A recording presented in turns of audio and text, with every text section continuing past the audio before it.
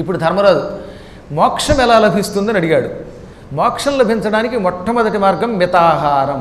మితాహారం అంటే తక్కువగా తినడమనే కాదు సుమా, ఏ ఆహారం వల్ల శరీరములకు సుఖము కలిగిస్తుందో, ఏ ఆహారం భగవంతుడి దగ్గరికి తీసుకెడుతుందో దానికి మితాహారం అని పేరు. చాలామంది మితాహారం అంటే 2 ఇడ్లీ తింటే తక్కువ తిన్నట్టు, అంటే తక్కువ తింటే అది మితమండి అనుకుంటాడు. మితము అంటే తక్కువ అని మాత్రమే అర్థం కాదు. ఇంద్రియములకు సుఖమునిచ్చున్నది మితాహారం. కొన్ని ఆహారములు తింటే అస్తమాటు నిద్ర వస్తుందండి.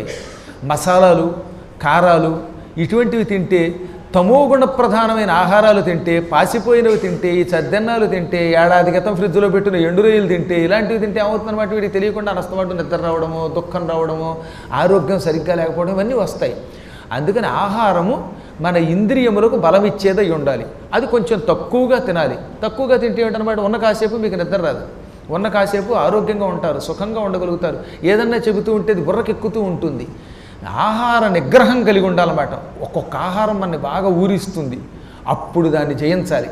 సరిగ్గా పురాణం చెబుతున్నాం. మంచి పులిహార టాపు లేపే పోపు పెట్టి జీడిపప్పుతో అక్కడ ఎదురుగుండా పెట్టారు అని దానికి అసలు అట్టలేయకుండా ఆ పులిహోర వెళ్ళకుండా ఉందంటే అది మితాహారం కింద లెక్కట. తినాలనే కోరిక రాకపోవడం కూడా మితమే. ఈ విధంగా ఆహార విషయంలో జాగ్రత్తగా ఉండు.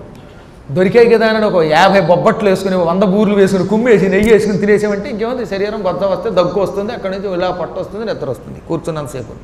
ఇవన్నిటిని అదుపులో పెట్టు.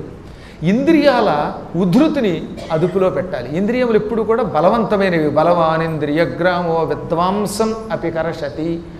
మహాత్ముల్ని, పండితుల్ని కూడా ఆకర్షిస్తాయి ఇంద్రియాలు. వాటిని అదుపులో పెడితే అప్పుడు ముక్తి లభిస్తుంది.